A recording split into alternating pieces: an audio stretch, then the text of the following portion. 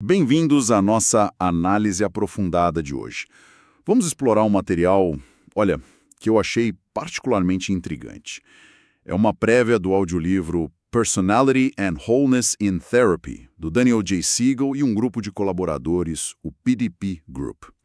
A nossa missão aqui é tentar desvendar como é que a personalidade se forma, sabe? Como a gente pode enxergar isso um pouco além da superfície. Quase como abrir o capô de um carro para ver o motor mesmo.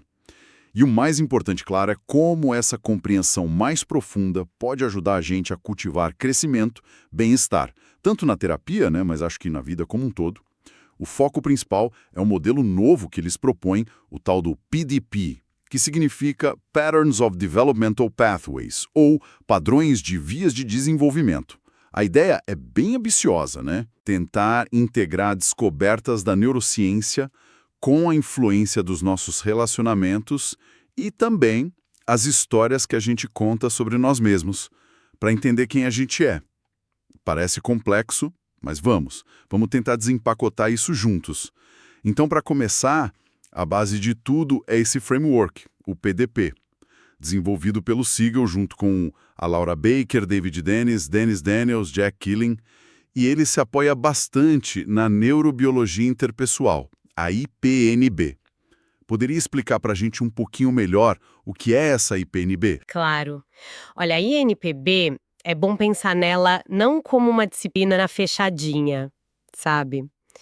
Mas mais como um ponto de encontro, um campo interdisciplinar mesmo. Ela busca o que eles chamam de consciência. É uma palavra meio chique, né? Mas basicamente a busca por um terreno comum, por princípios que unificam coisas que vêm de áreas diferentes do conhecimento. Tipo? Tipo neurociência, psicologia, antropologia, física, matemática, enfim. A ideia é que se ciências diferentes, olhando para o mesmo fenômeno, aqui no caso a mente, o bem-estar, chegam a conclusões parecidas, sabe, de forma independente, Faz sentido. provavelmente essas conclusões apontam para uma verdade mais fundamental, digamos assim. O PDP, então, ele aplica essa lente da IPNB especificamente para a personalidade. Tenta entender como esses padrões que a gente tem, né, de sentir, pensar, agir, que a gente chama de personalidade, como eles se desenvolvem ao longo da vida. E aí conecta isso tanto às redes do nosso cérebro, os circuitos neurais, quanto à qualidade, à natureza dos nossos relacionamentos mais importantes. É uma tentativa de mapear essa dança constante, né, entre cérebro, mente e relações. E o curioso é que o ponto de partida para essa investigação toda, que se diz científica, é algo bem subjetivo, não é? As narrativas que vêm lá do sistema do Eneagrama. Como é que isso funciona? Exato, e essa é uma das partes mais, eu diria, interessantes da abordagem deles, é que eles tiveram acesso a um material riquíssimo, coisa de quase 50 mil relatos autobiográficos. Nossa. Pois é, coletados durante décadas pelo David Daniels e pela Ellen Thalmer, que são pioneiros do eneagrama narrativo. Para a ciência, esses relatos são o que a gente chama de dados de primeira pessoa. A descrição da própria pessoa sobre o que ela sente, pensa. Isso, a experiência interna dela na perspectiva dela. Eu sinto isso, eu penso assim. E aí, quando os pesquisadores analisam esses milhares de relatos buscando temas, padrões comuns, Eles transformam isso em dados de segunda pessoa, que é a análise sobre a experiência subjetiva dos outros. O eneagrama, que muita gente usa para autoconhecimento, descreve 9 padrões centrais de personalidade, os tipos, né? Com subtipos e tal. Foi a fonte dessas narrativas iniciais. Mas, olha, é muito importante fazer a distinção que os próprios autores fazem questão de frisar, viu? O PDP usa essas narrativas como uma fonte valiosa de hipóteses, como se fosse um mapa inicial da experiência humana. Só que o objetivo científico vai além disso. Eles buscam ativamente correlacionar esses padrões subjetivos com os dados de terceira pessoa. que seriam as medições mais objetivas da ciência. Exatamente. Atividade cerebral medida por neuroimagem, respostas fisiológicas, dados genéticos, esse tipo de coisa. Então, o PDP é apresentado como uma proposta científica, uma hipótese sobre mecanismos neurobiológicos e relacionais que foi inspirada por essas narrativas ricas. Mas ele não é, e nem tem a pretensão de ser, uma validação científica do eneagrama em si, entende? É mais uma investigação dos processos que ficam por baixo, que podem dar origem àqueles padrões de experiência que as pessoas relatam. Entendi. Faz sentido essa cautela toda, né? Se eles partem dessas narrativas, mas ainda estão buscando as correlações científicas. Isso quer dizer que o modelo PDP ainda é bem preliminar. É exatamente essa a postura deles. E eu acho que essa honestidade é um ponto forte do trabalho, sabe? Eles deixam muito claro lá no material que o PDP, nesse estágio atual, é uma hipótese de trabalho. É um framework teórico que ainda precisa de muita, mas muita pesquisa empírica robusta para ser validado ou refutado ou, o que é mais provável, né, refinado com o tempo. O que eu acho fascinante é a transparência com que eles falam disso. Admitem abertamente, olha, essa hipótese pode estar certa, pode estar parcialmente certa, ou pode até estar errada em alguns pontos. Eles mesmos lembram que até modelos de personalidade mais estabelecidos na psicologia, tipo Big Five ou Oceano, ainda não têm correlatos neurais, assim, definitivas, aceitos por todo mundo. A ciência que tenta conectar a complexidade da nossa experiência de personalidade com a biologia do cérebro ainda está engatinhando em muitos aspectos. Apresentar o PDP agora é como colocar um mapa possível na mesa, sabe? E convidar outros pesquisadores a testar, a explorar. Entendido. Mas aí fica a pergunta. Se há uma hipótese ainda em construção, por que dedicar um livro inteiro a ela agora? Qual o valor prático ou teórico de apresentar um modelo que ainda precisa de tanta validação? Boa pergunta. A resposta tem a ver com aquele princípio da consciência que a gente falou antes, e também com a utilidade clínica que os autores perceberam na prática deles. A aposta da IPNB é que buscar essas conexões entre diferentes formas de saber, tipo a sabedoria que está nas histórias das pessoas e os achados objetivos da neurociência, pode levar a gente para uma compreensão mais integrada, mais útil, mesmo antes de todas as pecinhas do quebra-cabeça estarem lá, perfeitamente encaixadas. Mesmo sem a prova final, digamos assim. E tem outro ponto. O Siegel e o David Daniel são psicoterapeutas, né? Com décadas de experiência. Eles relatam que encontraram um valor clínico prático ao usar as ideias do PDP no trabalho com os pacientes. Sentiram que esse olhar integrado, que tenta respeitar tanto a complexidade da experiência vivida, quanto os mecanismos biológicos por baixo, já oferecia insights, ferramentas úteis para promover a mudança na terapia. É tipo uma ponte, né, entre a arte e a ciência da psicoterapia. Ok, então entendemos que o PDP é essa hipótese científica em construção, baseada em neurobiologia, narrativas. Mas como exatamente ele propõe que a personalidade se forma? Agora a gente entra na parte do temperamento, das primeiras experiências de vida, né? Isso parece bem interessante. Sim, e aqui está uma das grandes sacadas do modelo, eu acho. Ele sugere que a gente não nasce uma folha em branco, em termos de personalidade. Mas também não é que a gente é totalmente definido pela genética. A hipótese central é que o nosso temperamento inicial, aquele que está presente desde o nascimento ou talvez até antes, funciona como uma espécie de filtro neural. Um filtro? Como assim? Pensa nisso como propulsões inatas, talvez mais ligadas a circuitos cerebrais mais antigos, sabe? Subcorticais, que direcionam a atenção do bebê às respostas emocionais fisiológicas básicas dele para o ambiente. Por exemplo, ser mais reativo a novidades, ou mais sensível a sons, ou mais propenso a ficar irritado, ou mais calminho. Ah, as tendências básicas de cada um. Isso.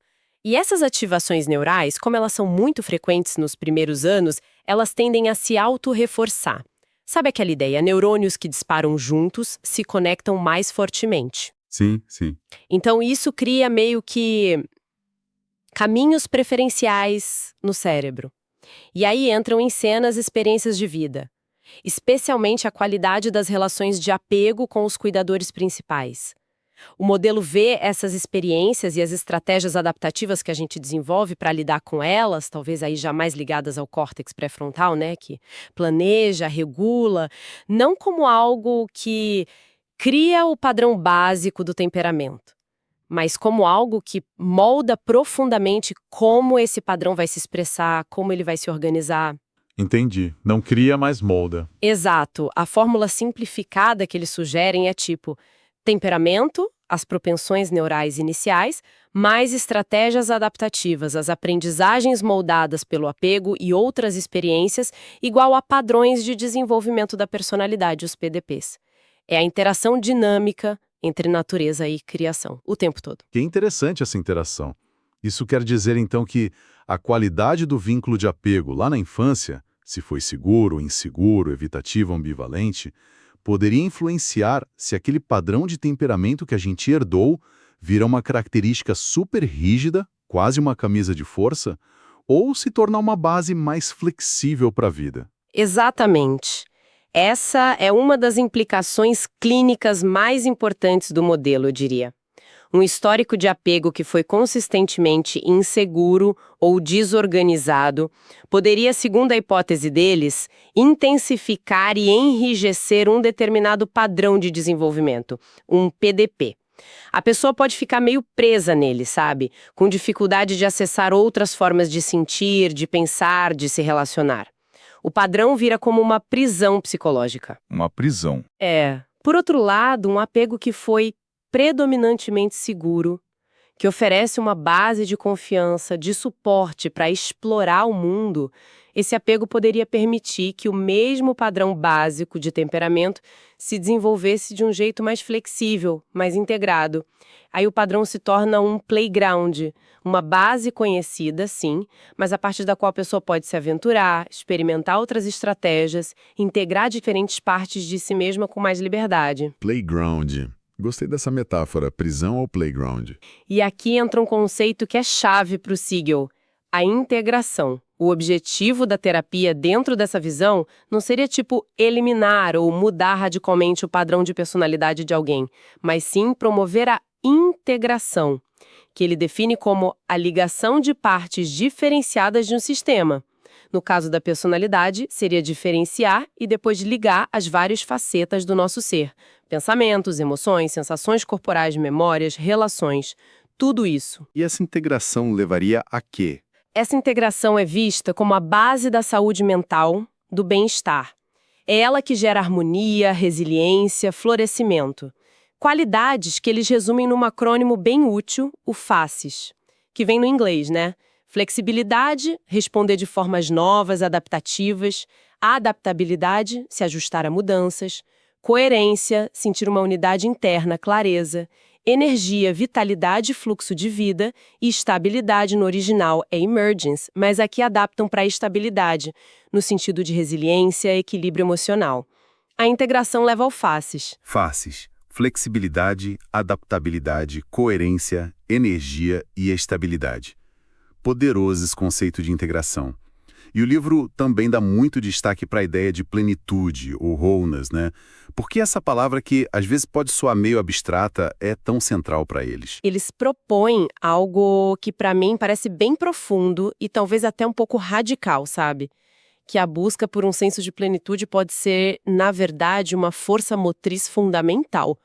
Um impulso básico que organiza o próprio desenvolvimento da nossa personalidade ao longo da vida. Uau! Não só um objetivo, mas um motor. Isso. Não seria só algo desejável de se alcançar, mas uma busca inerente ao ser humano, uma busca por coerência interna, por a gente se sentir inteiro, conectado a nós mesmos, aos outros, a algo maior, talvez, por um estado de contentamento, de equilíbrio dinâmico.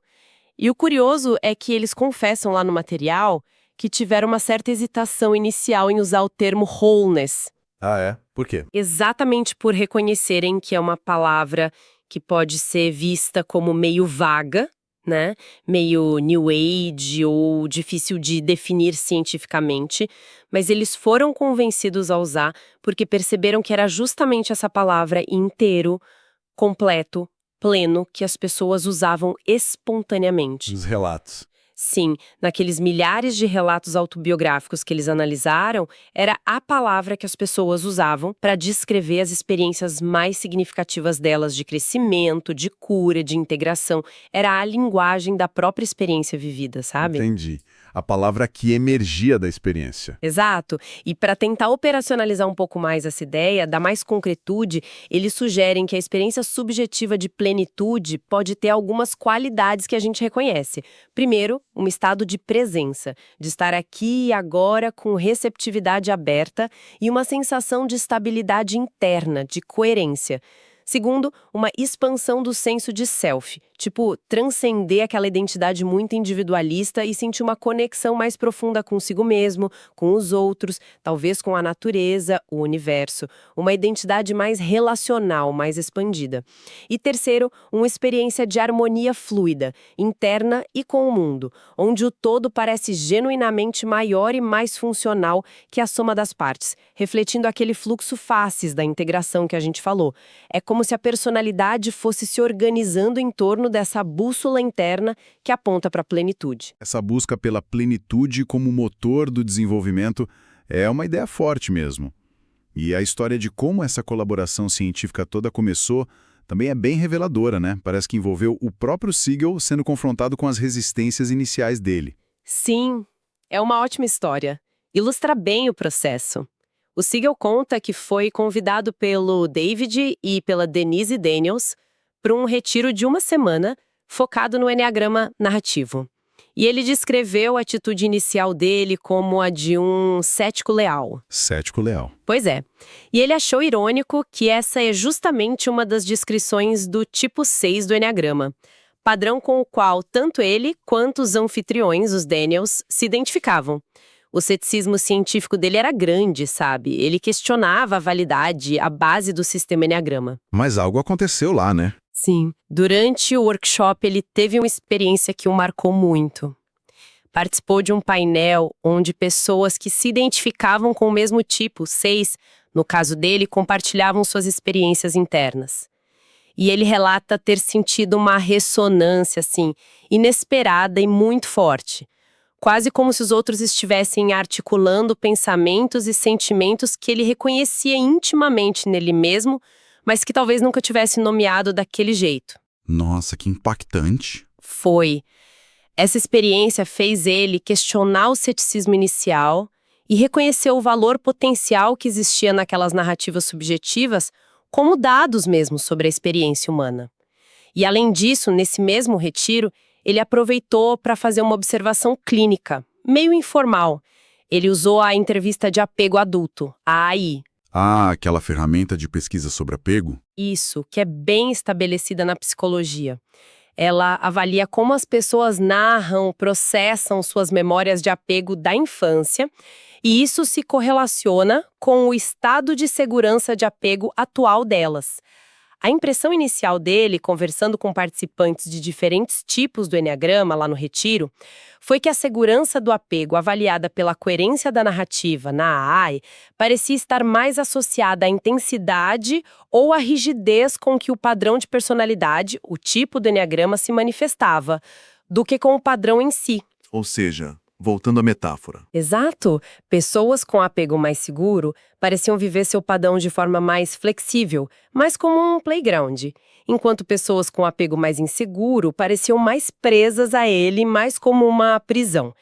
Isso deu um suporte empírico inicial para a hipótese que começava a se formar na cabeça dele sobre essa interação crucial entre o temperamento, o padrão básico, e a experiência de apego que modula a expressão desse padrão. E foi ali mesmo, naquele encontro meio inesperado entre um neurocientista cético, especialistas em eneagrama narrativo, e outros cientistas como a Laura Baker, que é geneticista comportamental, e o Jack Collin, que é físico-matemático interessado em sistemas complexos, foi ali que nasceu a ideia de formar o grupo PDP.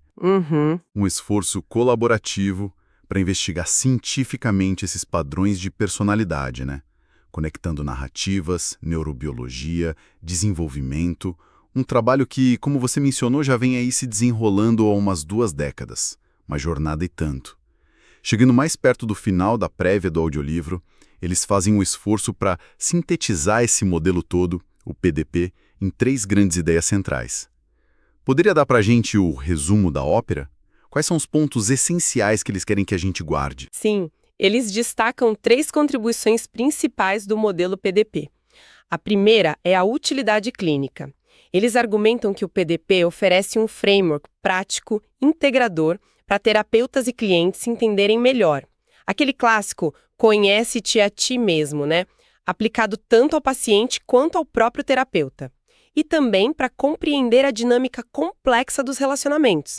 A ideia é que o modelo ajuda a identificar as motivações, os medos, as necessidades profundas que muitas vezes dirigem nossos comportamentos sem a gente perceber direito. E, mais importante, oferece um caminho, ferramentas conceituais para promover a integração cognitiva, emocional, somática, interpessoal, buscando alcançar maior plenitude interior e também plenitude nos relacionamentos saudáveis. Certo. Utilidade clínica. Qual é a segunda? A segunda grande ideia é a proposta de um modelo de ciclo de vida para a personalidade. O PDP tenta traçar uma trajetória de desenvolvimento que seja plausível, desde as predisposições lá do temperamento infantil até os padrões complexos da vida adulta. Eles fazem umas conexões bem interessantes com pesquisas sobre sistemas emocionais e motivacionais básicos, que parecem ter raízes em circuitos subcorticais ligados a necessidades fundamentais como busca por autonomia, por agência, ligada à raiva funcional, busca por conexão, pertencimento, ligada à angústia de separação, ao vínculo, e busca por segurança, certeza, ligada ao medo, à necessidade de previsibilidade. O modelo tenta, assim, preencher uma lacuna importante na compreensão científica de como a personalidade vai se desdobrando ao longo do tempo. Ok. E a terceira ideia? E a terceira ideia central, que a gente já discutiu um pouco, é a plenitude como motor do desenvolvimento.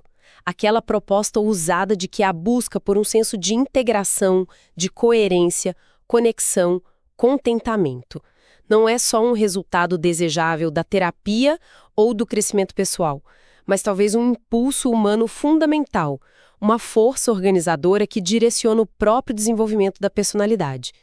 Nessa visão, os padrões de personalidade, os PDPs, podem ser entendidos como estratégias mais ou menos adaptativas, mais ou menos conscientes que a gente desenvolve na tentativa de alcançar ou manter esse senso de plenitude em meio aos desafios da vida. Exploramos hoje, então, esse intrigante framework PDP, apresentado lá no livro Personality and Wholeness in Therapy. Vimos que é uma proposta bem ambiciosa, né? Buscando tecer essa ponte entre neurociência de ponta, teoria do apego e a riqueza das narrativas pessoais para oferecer um olhar mais profundo, mais dinâmico sobre quem a gente é. Ficou claro também que é um modelo em evolução, apresentado com uma honestidade intelectual que eu achei bem legal, como uma hipótese que ainda precisa de muita pesquisa para ser totalmente validada, mas ao mesmo tempo é um modelo que já inspira aplicações clínicas que os criadores consideram promissoras, com o foco muito nítido na integração como caminho para o bem-estar e nessa busca humana universal por um senso de plenitude. Aquela metáfora usada no material de que nossos padrões de personalidade podem funcionar como uma prisão ou como um playground é particularmente forte, né? Muito. E ela nos deixa com uma provocação final para refletir. O que significaria para cada um de nós olhar para os próprios hábitos de sentir, pensar, agir, não como características fixas e mutáveis, mas como um ponto de partida, uma base herdada e aprendida. Que aspectos do nosso próprio padrão podem às vezes parecer restritivos, como as grades de uma prisão, e como seria realisticamente imaginar e talvez cultivar uma versão mais livre, mais flexível, um verdadeiro playground desses mesmos traços essenciais que nos compõem. Fica aí a reflexão.